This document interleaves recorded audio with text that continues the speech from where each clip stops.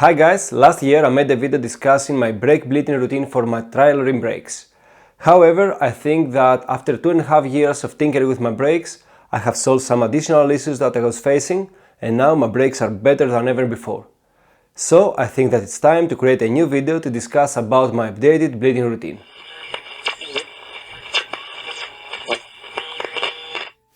Actually, I haven't changed much since last year, but I've introduced some new maintenance steps that I think that are key points to get your brakes working even better. But let's talk about the basics, as I want to discuss some things about the general configuration of the hydraulic system of the standard rim brakes, because I think that understanding the main points of interest will let us understand why our brakes doesn't work properly.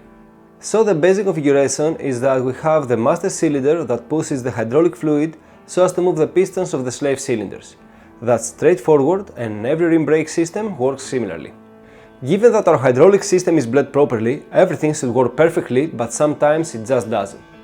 Having used to the disc brake systems that I had on my other bikes, I used to have little or no issues with my brakes, but the HS33 based systems are very maintenance demanding, and so I had to understand why they sometimes decide to stop working smoothly. So let's get back to the main brake configuration we described before. Both the master cylinder and the slave cylinders can be considered as spring-loaded syringes, and the pressure of the fluid is constant across the hydraulic system of the brake. This is the main difference between the HS33 based systems and the standard disc brake systems. This means that there is not a reservoir to supply the system with extra fluid whenever it's needed. But you may consider, why are you going to need extra fluid given that your brakes are fully bled? The answer is that your brakes lose some fluid as it creeps out of the piston seals every time you use them. And that's why you may have noticed traces of brake fluid at the back of your brake pads. However, my problem is not that my brakes lose some fluid, as I bleed them more often than it would take so as to lose enough fluid to even feel it. I told you that so as to better explain the fact that the seals of the slave cylinders are not ideal. So every time you engage your brakes, the pistons of the slave cylinders come out, and in fact they come in contact with the environment outside of the hydraulic system. But we've already said that the pistons are carrying a bit of fluid as they're coming out of the slave cylinders, and if it comes in contact with dust and dirt particles, some of them are going to contaminate both the seals and the fluid.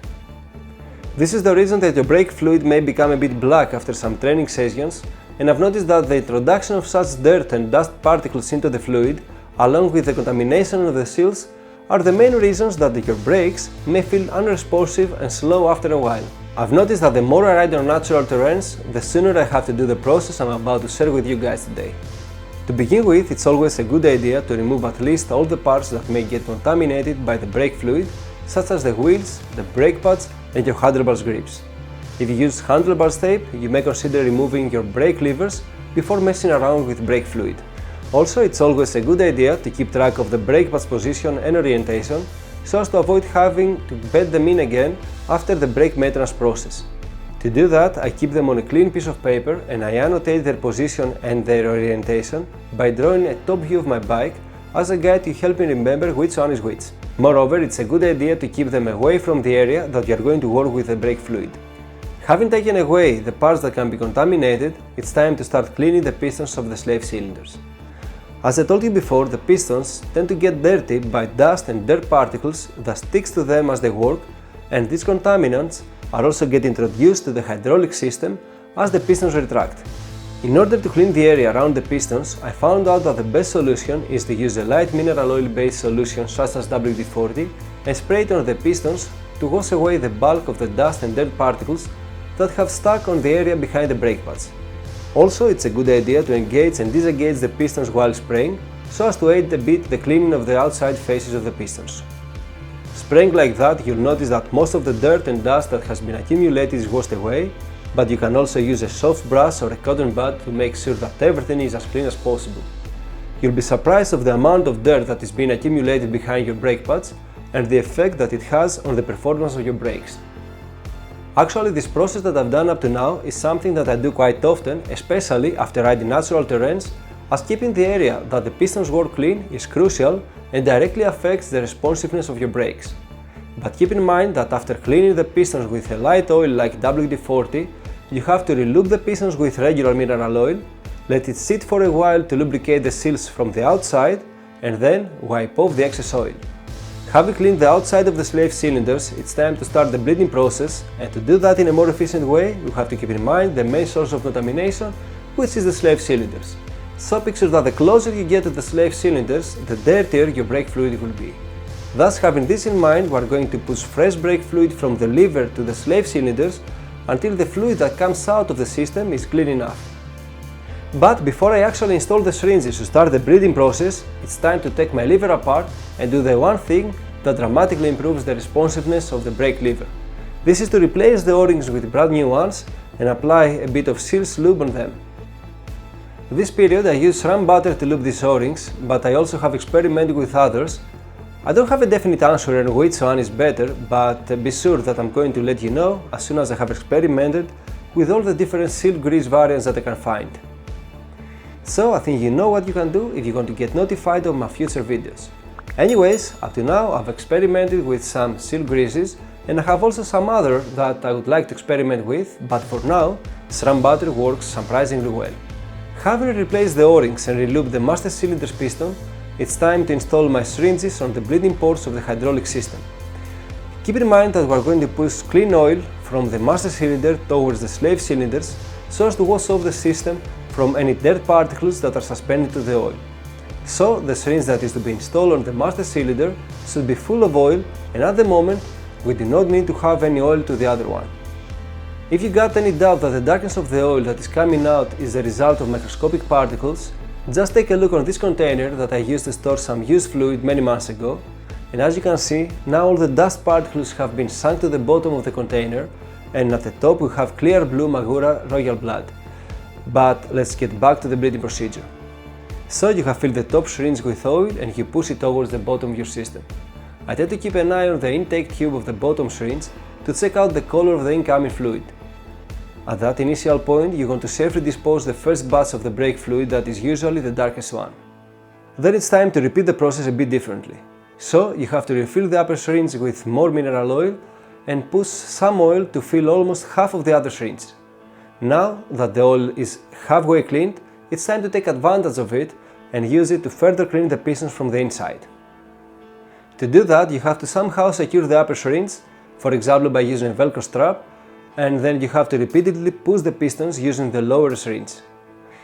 This will make the pistons work a bit against their seals, and this rubbing process will further clean your pistons and your slave cylinder seals. Doing that, you'll notice that the brake fluid gets darker, and this is a good sign, indicating that you are getting rid of even more dirt that has been accumulated into your system. This process of disposing the darkened oil, introducing new oil to the system and cleaning the pistons from the inside by pushing and pulling the lower syringe should be repeated as many times as required to get clean oil at the lower syringe. This may take some repetitions for the rear brake, but for the front one will be much faster, as I've noticed that the front brake gets less contaminated and also the hose is shorter. After having replaced the old dirty mineral oil and cleaned everything as thoroughly as possible, it's time to complete the bleeding process by removing any air in the hydraulic system. It's quite impossible to have any air still trapped into our system, but it's always good to make sure that everything is okay. To do that, just press the lever and move the fluid around by pressing the syringes. You should not be able to see any air bubbles coming out of your hydraulic system, but in case you see any bubbles, just slowly press and pull the syringes to allow the air to escape. Then everything is ready and it's time to remove the syringes and plug the hydraulic system. Make sure that no air is introduced when plugging the bleed ports, and to achieve that, a good idea is to overfill the holes with oil and let the plug push the extra oil as you are tightening it. If you do that, just keep a towel nearby to clean the overfilling oil. Finally, it's time to check the bleeding result, and if you want to make sure that you've got everything right, you should be able to see the slave cylinders move a bit whenever you even touch the master cylinder lever. Keep in mind that if you touch and slightly push the lever, your slave cylinder should move, otherwise it means that there is air in your system and it gets compressed a bit before you'll be able to see the pistons of the slave cylinders move. In that case, you have to repeat the bleeding process described before. In case that you did everything already described and you think that everything is okay, just let me know in the comment section below if the feeling and the responsiveness of your blade is as good as new. If not, maybe there are other reasons for the unresponsiveness of your slave cylinders or generally the feeling of your brakes, such as the over-tightening of the slave cylinders, which can deform the router cell and disrupt the movement of the piston. Anyways, if you have any issue that hadn't been solved by following the method presented in this video, I'd be glad to discuss it with you in the comment section below. That's it for today, and I hope that this one will help you make your brakes even better and understand a bit some of the factors that affect them. Feel free to share this video if you think that it will be helpful for others too, and give this video a thumbs up if you liked it. Thank you so much for subscribing and watching, and until next time, ride your bikes and make sure that your brakes work just perfectly. Bye!